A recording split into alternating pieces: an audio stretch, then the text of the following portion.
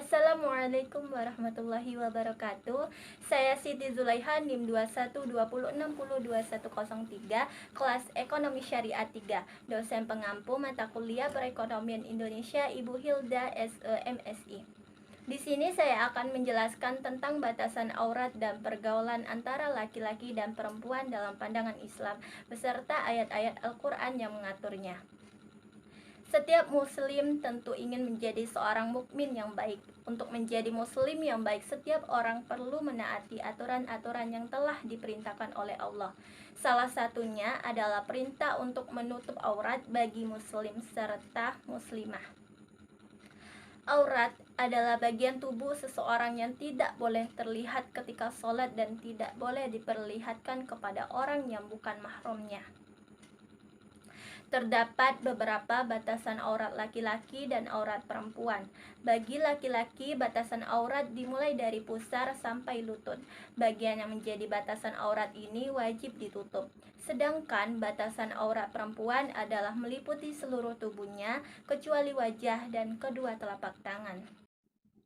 Adapun perintah menutup aurat terdapat dalam Quran surah Al-Ahzab ayat 59 yang berbunyi, Ya ayyuhan nabiyyu qul li azwajika wa banatika wa nisa'il mu'minina yudnina 'alaihinna min jalabibihin zalika adna an yurafna fala yu'zain wa kanallahu ghafurur rahimah. Artinya, hai Nabi, katakanlah kepada istri-istrimu, anak-anak perempuanmu, dan istri-istri orang mukmin, hendaklah mereka mengulurkan jilbabnya ke seluruh tubuh mereka.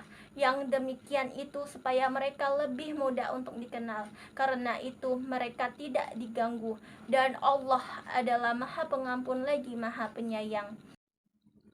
Selain itu juga terdapat dalam Quran surah An-Nur ayat 31 yang berbunyi, Wa kullil mu'minati yaqdudna min absarihinna wa yahfazna furujahunna wa la yubdina zinatahunna illa ma zahara minha wa la yadribna biqumurihinna ala juyubihinna wa la yubdin zinatahunna illa libu'ullatihinna aw abaihinna aw abai bu'ullatihinna aw abnaihinna aw abnai bu'ullatihinna aw ikhwanihinna aw bani ikhwanihinna aw bani akhawatihinna aw nisaihinna aw ma malakat aymanuhunna aw tabi'inna ghairi ulil irbati min rijali aw lillazina lam yajzaru ala auratin nisa'i wa la yadribna bi arjulihinna liyu'lama ma yukhfina min zinatihin wa tubu ilallahi jami'an ayyuhal mu'minuna la'allakum tuflihun. Artinya, dan katakanlah kepada wanita yang beriman, hendaklah mereka menahan pandangannya dan kemaluannya, dan janganlah mereka menampakkan perhiasannya kecuali yang biasa nampak daripadanya, dan hendaklah mereka menutupkan kain kudung ke dadanya, dan janganlah menampakkan perhiasannya kecuali kepada suami mereka atau ayah mereka atau ayah suami mereka atau putra-putra mereka atau putra-putra suami mereka atau saudara-saudara laki-laki mereka, atau putra-putra saudara lelaki mereka, atau putra-putra saudara perempuan mereka, atau wanita-wanita Islam, atau budak-budak yang mereka miliki, atau pelayan-pelayan laki-laki yang tidak mempunyai keinginan terhadap wanita, atau anak-anak yang belum mengerti tentang aurat wanita. Dan janganlah mereka memukulkan kakinya agar diketahui perhiasan yang mereka sembunyikan. Dan bertaubatlah kamu sekalian kepada Allah, wahai orang-orang yang beriman, supaya kamu beruntung. Adapun di antara hal yang diatur jelas dalam Islam ialah menetapkan beberapa kriteria syar'i pergaulan antara laki-laki dan perempuan yang bukan mahram untuk menjaga kehormatan, melindungi harga diri dan kesucian. Kriteria syar'i juga berfungsi untuk mencegah perzinahan dan terjadi kerusakan. Batasan pergaulan antara laki-laki dan perempuan diatur karena fitnah bagi seorang laki-laki ialah seorang perempuan pun, sebagaimana fitnah terbesar perempuan adalah lawan jenisnya. Puncak fitnah terbesar antara laki-laki dan perempuan yang bukan mahram ialah terjadi perzinahan, yang mana bila perzinahan ini telah merajalela di tengah-tengah masyarakat, maka Allah akan menyegerakan turunnya azab bagi kaum tersebut.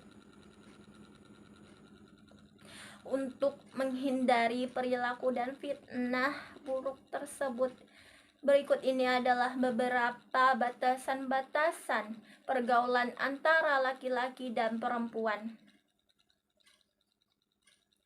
Yang pertama, tidak saling memandang satu sama lain yang dapat menimbulkan fitnah. Allah berfirman dalam Quran surat An-Nur 30 yang berbunyi, Qul lil mu'minina yakhudhu min absarihim wa yahfazu furujahum zalika azka lahum innallaha khabirum bima yasna'un. Artinya, katakanlah kepada laki-laki dari kaum beriman agar menjaga pandangannya dan menjaga kemaluannya. Yang demikian lebih baik bagi mereka. Sesungguhnya Allah Maha mengetahui apa yang mereka kerjakan. Ayat ini memberikan perintah bagi setiap laki-laki untuk menjaga pandangannya, sebagaimana pada ayat selanjutnya adalah perintah bagi setiap perempuan untuk menahan pandangannya juga. Yang kedua, tidak menyentuh, melakukan kontak fisik dengan lawan jenis yang bukan mahram. Yang ketiga, tidak berdua-duaan atau khalwat di tempat yang kosong kecuali ada mahramnya. Yang keempat, tidak menyerupai lawan jenis dalam perkataan maupun perbuatan.